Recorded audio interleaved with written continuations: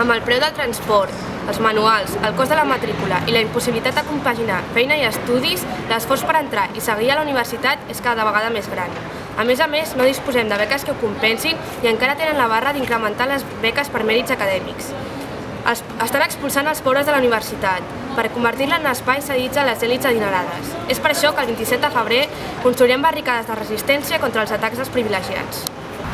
Els estudiants no podem decidir sobre els nostres plans d'estudis, sobre els horaris, sobre el destí de les partides pressupostàries. Les nostres propostes es veuen bloquejades per decisions unilaterals i imperatives. No tenim vies de debat real per decidir com ha de ser la nostra educació.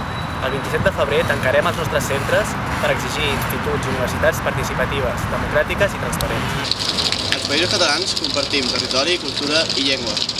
El sistema educatiu espanyol intenta negar-nos el nostre dret a aprendre en català. És per això que el 27 de febrer aixecarem des de les aules la trinxera nacional per impedir que destrueixin la nostra llengua en el nostre sistema educatiu. Aviat acabaré la carrera, però ara exigeixen que m'inscrigui a un màster de professionalització per poder exercir d'advocada. El preu duplica o triplica el cost anual de la carrera.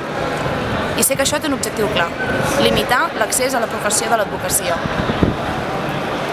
Malauradament, aquesta és la veritat i el cinisme que amaguen tots els màsters. Per això, el 27 de febrer trencaré el silenci i sortiré al carrer a denunciar l'estafa de tots els màsters i lluitaré per fer front a la segregació econòmica que estan imposant al nostre sistema educatiu. És una vergonya que haguem de desembutxacar els crèdits de la matrícula que van destinats a les meves pràctiques.